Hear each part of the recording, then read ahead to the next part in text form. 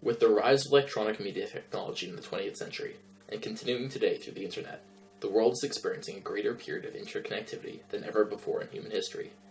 This explosion of information has had a profound impact on the role of media in warfare.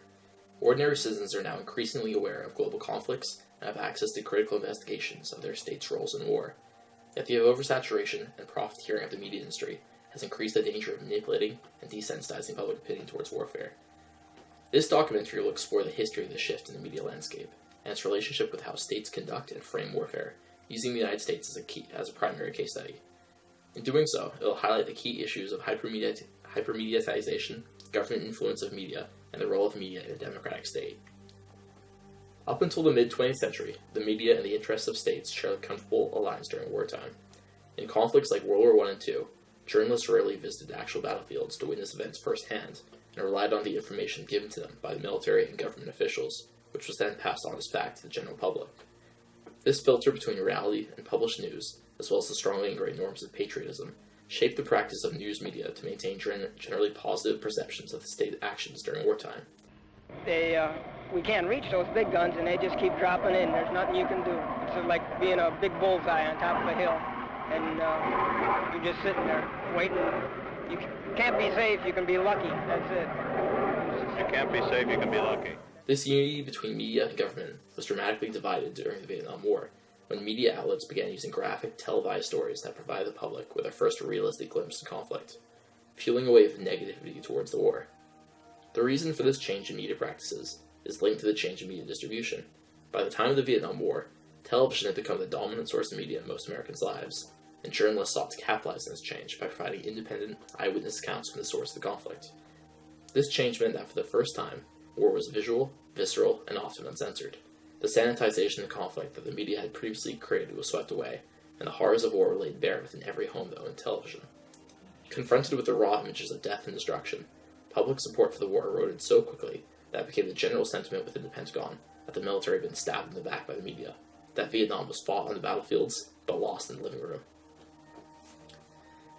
In the wake of this media failure of Vietnam, the U.S. military realized that it would be necessary to devise ways to curb the influence of media upon its operations. Their next step was a drastic one. Inspired by the British media blackout during the Falklands War, the Pentagon barred all journalists from accompanying the military during the invasion of Grenada in 1983. The result was that the oversight and objectivity that the media provided in the Vietnam War was no longer present, and news outlets and public alike had to rely on military dispatches to provide an accurate representation of how the conflict was unfolding. Although this policy was relaxed days after the invasion began to allow hand-picked journalists into Grenada, it represented a worrying desire and ability within the government to repress the freedom of the press. However, unlike the engaged in the anti-government popular mood during Vietnam, the media blackout in Grenada came at a time when public support had swung to a more nationalistic fervor. Polls conducted at the time showed a wide majority of people supported the media blackout, and deemed the blow to the freedom of the press to be a necessary action during wartime. However, the military recognized that this public support wouldn't maintain indefinitely, and that future conflicts may be harder to isolate than Grenada, requiring an ability to involve the media, but also curb their freedom. In response, the pool system was created, in which the military would select groups of journalists to accompany the military during wars. This new system was first used in Panama, but became popularized during the first Gulf War, from 1990 to 1991. In this period, the U.S. formed media reporting teams, or MRTs, to accompany the U.S.-led coalition forces as they combated the Iraqi invasion of Kuwait. Although more open than the previous media blackout, the pool system still created several glaring restrictions for the transparency of information during the war. Firstly, only American, British, and French journalists were allowed to join MRTs, severely limiting the international perspective of the media during the Gulf War. Secondly, joining an MRT was seen as an elite invitation, one which favored journalists who were more likely to report positively on the coalition's actions, leading to what some called self-censorship by the journalists, the act of presenting stories positively to improve their chances of invitation. And finally, the actual content of what reporters could submit was heavily curtailed. Reporters had to agree to allow military reviews of their writings before publication, as well as agreeing to continuous escorts while in the area of conflict. Given these severe restrictions on the freedom of the press, one would expect a passionate backlash from the media industry. However, in reality, the actual response was one of compliance with these restrictions. Despite some infrequent calls for greater freedom, the press at large is more than willing to accept limitations as long as they are able to be involved in the coverage. The cause for this acquiescence is linked with the evolving media landscape of the time. In the 1990s and turn of the century, the media industry became increasingly commercialized and concentrated under fewer owners than ever before.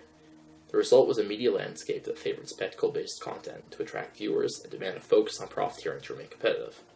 Thus, the media was unwilling to risk souring relations with the military by fighting their restrictions, and dispense with their outrage in favor of maintaining access.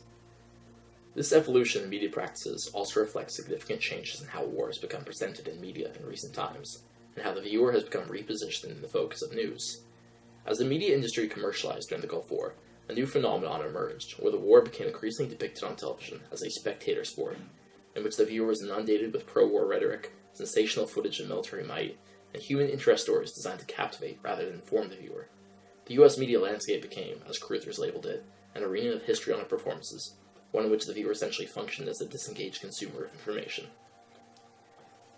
However, this spectacle-based warfare was sharply reimagined after the 9/11 attacks and subsequent Iraq War.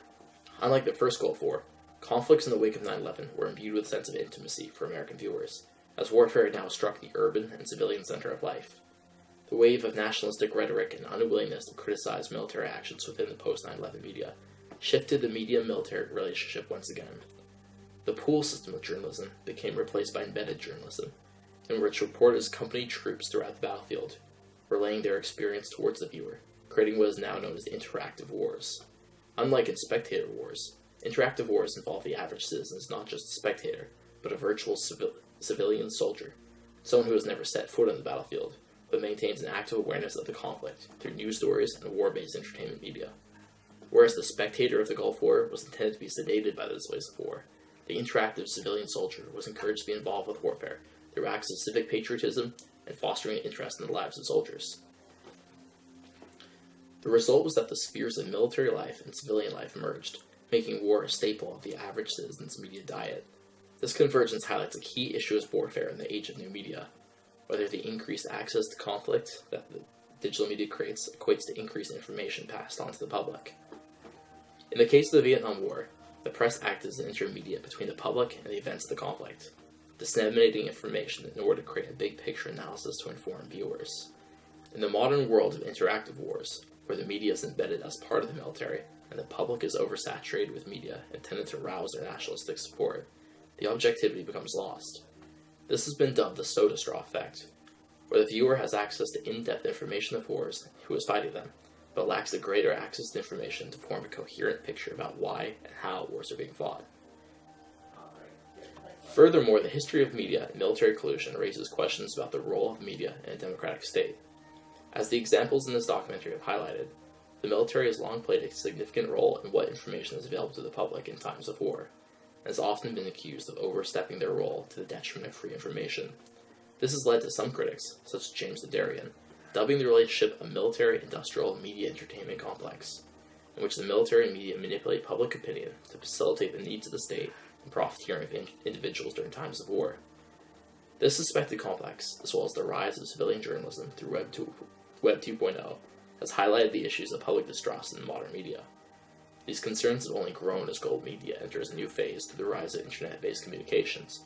As the internet represents the most profound shift in media practices since the dawn of television, governments, media outlets, and civilians alike must rethink their representation of warfare in media, and how these representations will continue to impact upon the vital role that free press plays in democratic nations.